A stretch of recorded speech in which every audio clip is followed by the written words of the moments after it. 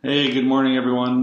Going at it here again with the lost art of closing, and today's chapter is about the commitment to explore and the lost art of closing by Anthony Iannarino. So today's chapter is kind of paving the way for change and exploring that change together with the client. And so one of the things that first jumped out to me in reading this is I used to work in ERP software implementation.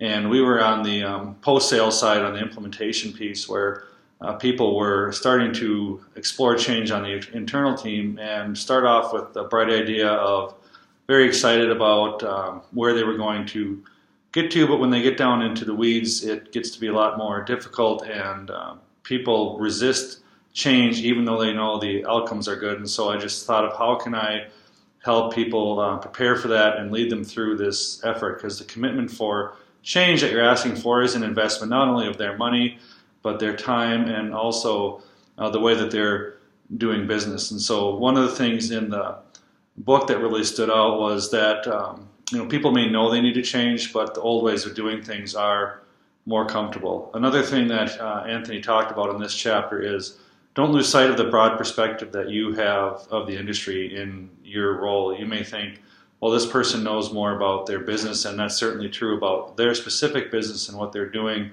on a day-to-day level.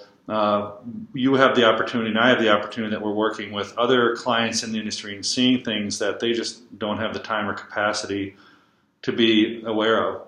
One of the other things that really stood out for me was that everyone wants to be better than they are, and change is difficult, but that doesn't mean it can't happen. And so it's a good reminder, I think, for the client who's going through this process to instill those nuggets of hope. One other thing that really stuck out for me today was, kind of the typical what keeps you up at night is really the wrong question to be asking. You should already know that, being an expert in the industry.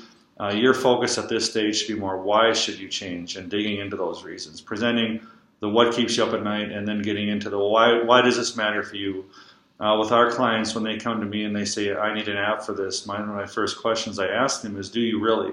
Why do you need an app? What is the purpose of the mobile solution? What is that going to do for your business and for your customer and the outcome? So that's it for today. Again, the Lost Art of Closing, Anthony Iannarino.